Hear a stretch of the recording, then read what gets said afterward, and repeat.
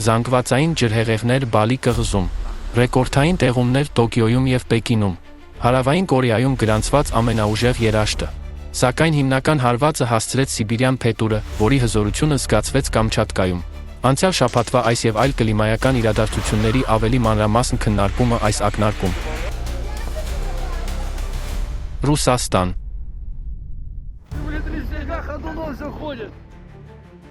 Սեպտեմբերի 13-ին Կամչատկայում սեյսմիկ ակտիվության կտրուկ աճ է գրանցվել։ 24 ժամվա ընթացքում գիտնականները գրանցել են 3.5 և ավելի մագնիտուդով 62 երկրաշարժ, որոնցից 8-ը զգացվել են տեղի բնակիչների կողմից։ Ամենահզոր 7.4 մագնիտուդով ցնցումը տեղի է ունեցել թերակղզու արևելյան ափին և հուլիսի 8-ի մեգաերկրաշարժի ամենաուժեղ հետցնցումներից մեկն էր։ Կարճ ժամանակով հայտարարվել է նախազգուշացում ցունամիի մասին, բայց մեծ ալիք չի բարձրացել։ Տուն վերադառնալուց վախեցողների համար Պետրոպավլովսկ-Կամչատկայում վերաբացվել է ժամանակավոր ապաստարան։ Հաջորդ օրերին շարունակվել են մինչև 5.9 մագնիտուդով հզոր ցնցումները։ Երկրաշարժերի ֆոնին հրաբխային ակտիվությունը նույնպես աճել է։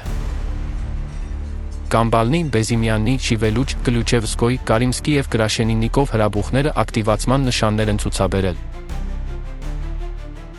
Եվ չնայած սեյսմոլոգները կարծում էին, որ 7.4 մագնիտուդով հետցնցումը ամենաուժեղն էր, և որ սեյսմիկ ակտիվությունը կսկսի մարել, նրանք սխալվեցին, և տարերքը հասցրեց ևս մեկ, ավելի ուժեղ հարված։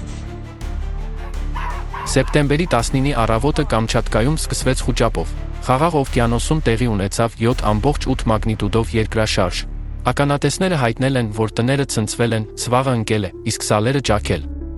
Մարդիկ դուրս են վազել տնային հագուստով։ Պետրոպավլովսկ-Կամչատկայի որոշ շենքերում ճաքեր են առաջացել, և մարդիկ թաքնվել են Ելիզովո օդանավակայանի միջանցքում գտնվող սյուների մոտ, վախենալով փլուզումից։ Ցնցումների պատճառով մի քանի չվերթներ չեղարկվել կամ հետաձգվել են։ Հաջորդ 24 ժամվա ընթացքում տարածաշրջանում գրանցվել է 3.5 կամ ավելի մագնիտուդով 47 երկրաշարժ, որոնցից կեսից ավելին 5 կամ ավելի մագնիտուդով էին։ Ռուսաստանի գիտությունների ակադեմիայի միասնական երկրաֆիզիկական ծառայության տնօրենի խոսքով, իրավիճակը չի տեղավորվում հետցնցումների տարածումը նկարագրող որևէ հայտնի գիտական մոդելի մեջ։ Չինաստան։ Սեպտեմբերի 13-ի երեկոյան Պեկինը հայտնվեց հզոր կոնվեկտիվ փոթորկի ջիրաններում, որը ծածկեց քաղաքի մեծ մասը։ Ուժեղ քամիները, որոտը և կայծակը ուղեկցվեցին տեղատարապ անձրևներով և հանկարծակի կարկուտով։ Ամենաառատ տեղումները գրանցվել են Տունշոու շրջանում, որտեղ ընդամենը 1 ժամում տեղացել է ավելի քան 34 մմ անձրև։ Որոշ տեղերում երկնքից ընկել են պինգ-պոնգի գնդակների և նույնիսկ հավի ձվերի չափ սառցե կտորներ։ Մեքենաները վնասվել են, իսկ որոշ տարածքներում այնքան շատ կարկուտ է տեղացել, որ առաջացել են ձնապքեր։ Վաղ շրջանի բնակիչները պատմել են, որ այնտեղ նման բան տեղի չի ունեցել առնվազն 40 տարի։ Փոթորիկը նաև ազդել է տրանսպորտային համակարգի վրա։ Քամու և ուժեղ անձրևի պատճառով ծառ է ընկել մետրոյի գլխավոր գծերից մեկի վրա, ժամանակավորապես դադարեցնելով երթևեկությունը։ Այս սեպտեմբերը Պեկինում անսովոր շոկ էր, ինչը հանգեցրել է հանկարծակի կոնվեկտիվ փոթորկի առաջացմանը, որը չափազանց անսովոր է տարվա այս եղանակի համար։ Ճապոնիա։ Սեպտեմբերի 11-ին Տոկիոն և Հարևան Կանագավա պրեֆեկտուրան տուժեցին ռեկորդային տեղատարապ անձրևներից, որոնք լայնածավալ ջրհեղեղներ առաջացրեցին և կաթվածահար արեցին կյանքը մեգապոլիսում։ Անձրևի ինտենսիվությունը գերազանցեց բոլոր պատմական ռեկորդները։ Ամենաուժեղ տեղումները գրանցվել են Տոկիոյի Մեգուրո շրջանում, որտեղ 1 ժամում տեղացել է 134 մմ, մինչդեռ Սետագայա և Օտա շրջաններում տեղումների ժամային ինտենսիվությունն ամենաբարձրն է դարձել դիտարկումների սկսվելուց ի վեր։ Միդորիգաոկա առևտրային թաղամասում ճանապարհների վրա ջրի մակարդակը հասել է 20 սանտիմետրի։ Խանութներից մեկի աշխատակիցը հայտնել է, որ ջուրը վայրկյանների ընթացքում հեղեղել է տարածքը, առաջացնելով էլեկտրաէներգիայի անջատումներ և աննախադեպ վնասներ հասցրել խանութի 50 տարվա գործունեության ընթացքում։ Նկուղային հարկերի բնակիչները տուժել են։ Շատերը չեն կարողացել բացել իրենց դռները դրսից եկող ջրի ճնշման պատճառով, իսկ 6 երեխա մնացել է հեղեղված բնակարաններից մեկում։ Բարեբախտաբար, նրանք փրկվել են։ Կայծակը կաթվածահար է արել Հանեդա օդանավակայանի աշխատանքը, իսկ գծերի վրա հեղեղումները կանգնեցրել են գնացքները։ Տոկիոյի նավահանգստում հանկարծակի ուժեղ քամու պոռթկումը կոնտեյներներ է շրջել, սպանելով 1 աշխատողի և վիրավորելով 1 ուրիշի։ Օդերևութաբանները փոթորիկը դասակարգել են որպես միկրոպոռթկում։ Նման երևույթները վերջերս ավելի հաճախակի են դարձել ամբողջ աշխարհում։ Ինդոնեզիա։ Բալի կղզին, որը Ինդոնեզիայի ամենահայտնի զբոսաշրջային վայրերից մեկն է, տուժեց վերջին տասնամյակների ամենաուժեղ ջրհեղեղներից։ Բալիի 8 շրջաններից 6-ը, ինչպես նաև մայրաքաղաք Դենպասարը, տուժեցին փոթորկից։ Հորդառատ անձրևներից հետո գետերը դուրս եկան ափերից, հեղեղելով փողոցները, տները, տաճարները և զբոսաշրջային գոտիները։ Զբոսաշրջիկների համար կարևոր կենտրոն հանդիսացող Նգուր-Ռայի միջազգային օդանավակայան մուտքը սահմանափակվեց։ Սողանքները փակեցին ճանապարհները և ավերեցին կամուրջներ։ Օդանավակայան տանող ճանապարհին մնացած մարդկանց զինվորականները տարանեցին նավակներով և բեռնատարներով։ Դենպասարում 2 շենք փլուզվեց, և որոշ տեղերում ջուրը հասավ մինչև գոտկատեղ։ Փակվեցին հյուրանոցներ, բանկեր, գրասենյակային շենքեր և նույնիսկ հիվանդանոցներ։ Շուկաներից մեկում առաջին հարկը ամբողջությամբ ջրհեղեղի ենթարկվեց, իսկ երկրորդ հարկը ծածկվեց ցեխի հաստ շերտով։ Էլեկտրաէներգիայի անջատման պատճառով տարածաշրջանային հիվանդանոցը գեներատորներ էր օգտագործում վիրահատարանները էլեկտրաէներգիա մատակարարելու համար։ Կերտալանգու զբոսաշրջային համալիրում ջուրը հասավ առաստաղներին, իսկ երեխաները ձեռնահարկ էին բարձրացել փրկվելու համար։ Հայտնի լողափերն ու տեսարժան վայրերը լի էին բեկորներով։ Շատ զբոսաշրջիկներ տարհանվեցին։ Իշխանությունները կղզում արտակարգ դրություն են հայտարարել։ Ջրհեղեղը խլեց առնվազն 17 մարդու կյանք, իսկ 5-ը դեռևս անհետ կորած են համարվում։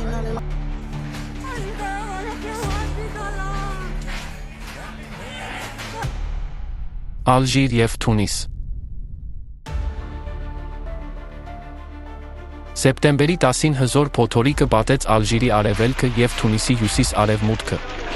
Ընդամենը մի քանի րոպեում հանգիստ երեկոն վերածվեց քաոսի։ Երկինքը մտնեց, ամպերը կուտակվեցին և խոշոր կարկուտ տեղաց։ Ալժիրի Թեբեսա նահանգում սառցաբեկորները կոտրեցին պատուհանները և վնասեցին տանիքները։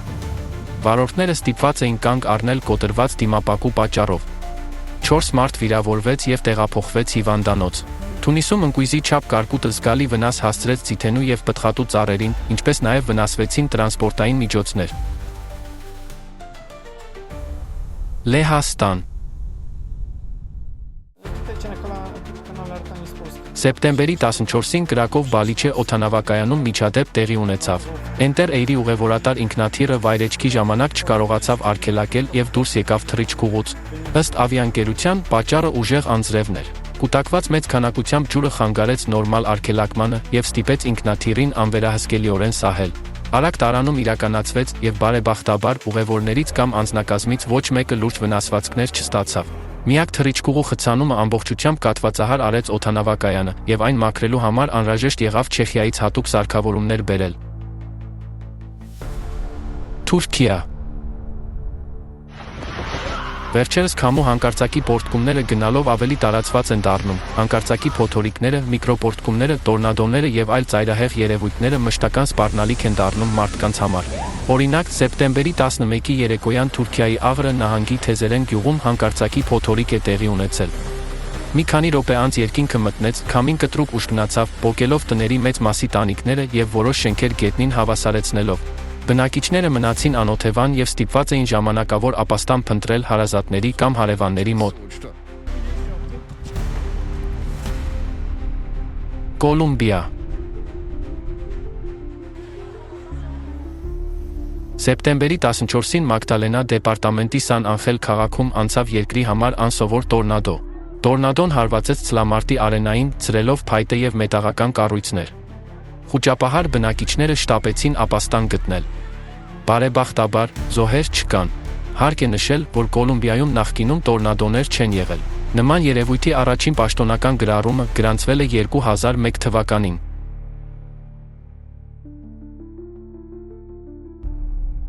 Հարավային Կորեա։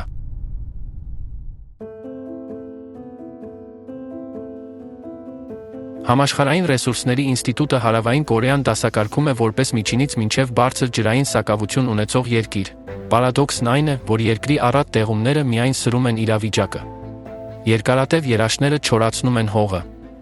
Ինտենսիվ անձրևների ժամանակ անձրևաջուրը չի կարող ներծծվել հողի մեջ և փոխարենը հոսում է գետեր և ծովեր, չվերականգնելով ստորգետնյա ջրերը։ Սա մեծացնում է ջրհեղեղների ռիսկը, իսկ ջրամբարների մակարդակի կտրուկ տատանումները բարդացնում են ջրի կառավարումը։ Հարավային Կորեայի արևելյան ափին գտնվող Գաննուն քաղաքը ապրում է պատմության մեջ ամենասարսափելի երաշտը։ Սեպտեմբերի սկզբին Օբոնգ ջրամբարի ջրի մակարդակը, որը ապահովում է քաղաքի կարիքների մոտավորապես 87%-ը, իջավ մինչև իր հզորության 11.5%-ը, գործնականում հասնելով հատակին։ Նույնիսկ սեպտեմբերի 12-ի ուժեղ անձրևներից հետո, որոնք բերեցին ավելի քան 100 մմ տեղումներ, ջրի մակարդակը բարձրացավ ընդամենը մինչև 16%, ինչը համարժեք է մոտավորապես 10 օրվա պաշարներին։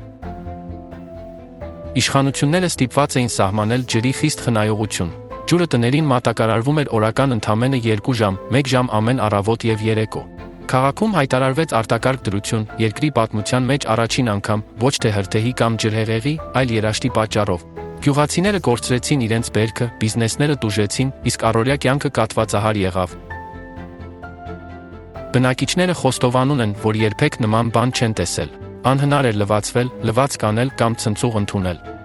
Մարդկանց կյանքը վերածվեց պայքարի, ամենայական ռեսուրսին հասանելիություն ունենալու համար։ Կաննունգում ջրի պակասը պահանջեց հրշեջ մեքենաների եւ ռազմական ջրցանների մոբիլիզացիա ամբողջ երկրից։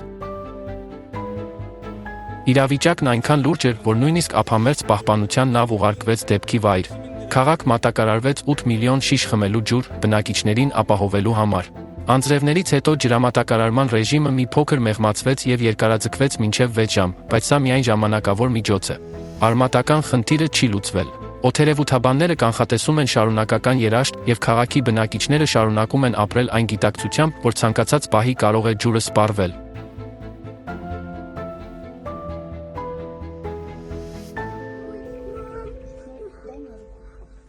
Սակայն Կամչատկայում տեղի ունեցողը շատ ավելի մեծ մասշտաբի բնական գործընթաց է, որը հստակորեն հաստատում է Ալլատրա միջազգային շարժման գիտնականների կողմից մշակված գիտական մոդելը։